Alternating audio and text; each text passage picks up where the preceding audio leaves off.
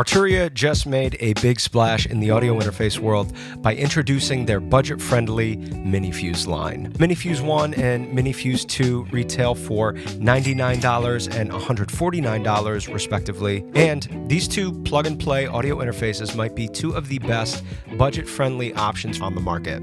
What's going on, my friends? Patrick here. Today I want to check out these two new audio interfaces from Arturia with you. I want to share some of my favorite key features and hopefully help you decide if one of these audio interfaces would be a good fit for you. The price point definitely does suggest entry level, beginner level, but I think you'll find as we start to unpack the features of these two audio interfaces that these are great options for a variety of different music producers and musicians. So, quick disclaimer, Arturia did send me these units. However, I'm not being paid. This video is not sponsored, nor was I required to make a video in exchange for these products. I'm just a big Arturia fan. If you're a friend of the channel, you already know that. I actually use all this stuff. I was a customer before I had any sort of relationship with the company. So just wanted to get all that out of the way, but let's dive into some specs. So just by looking at the front of these two audio interfaces, you can tell that they are very similar. Both MiniFuse 1 and MiniFuse 2 feature these combination input channels, which allow you to record either mics or instruments. These input channels also do have phantom power. These gain knobs have LED indicators, which will turn red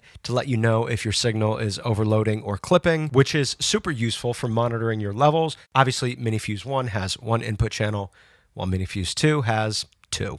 Moving to the right, we have the monitoring section of the audio interfaces. The large knob in the center is your monitor level control. This will adjust your main output volume for your connected studio monitors. You have a headphone input and corresponding volume knob. Now, MiniFuse 1 has this direct monitor button. What that allows you to do is listen directly to your input channel as opposed to listening to a process signal or the playback with your digital audio workstation. MiniFuse 2 kind of takes it a step further. You have a direct mono button, which takes the signal from your two channels, blends it into one mono channel for super low latency, and then you have a mix knob, which allows you to blend between your input signal and the signal from your connected computer or device. Now, on the back of MiniFuse 1 and MiniFuse 2, very similar looking with one exception. Both interfaces feature monitor outputs, a USB-C port, which you will use to connect your device to your computer, and then an extra USB-A hub port, which I think is a super cool addition.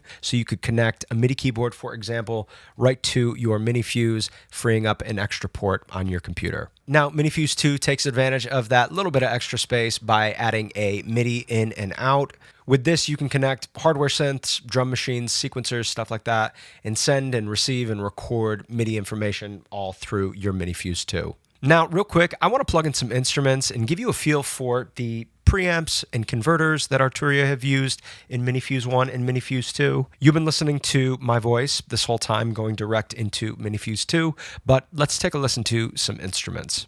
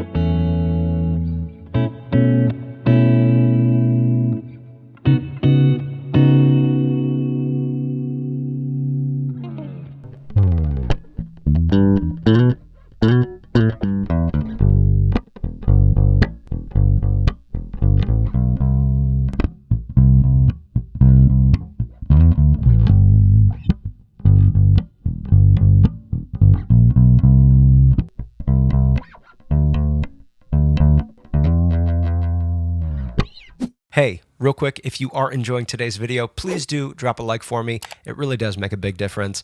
Let's get back to the video. Now, one last thing worth mentioning, Arturia is bundling some great included software and bonus content with MiniFuse 1 and 2. You get Analog Lab Intro, which features 500 vintage and modern keyboard presets, all from Arturia's great collection of vintage keys and vintage synthesizers. You get this Arturia FX bundle, which features Rev Plate-140, pre-1973 vintage, delay tape 201, and chorus June 6. It's kind of cool. They're giving you a preamp, a reverb, an echo, Juno and a chorus. I put the Juno chorus on everything. It is my go-to chorus effect. I love it.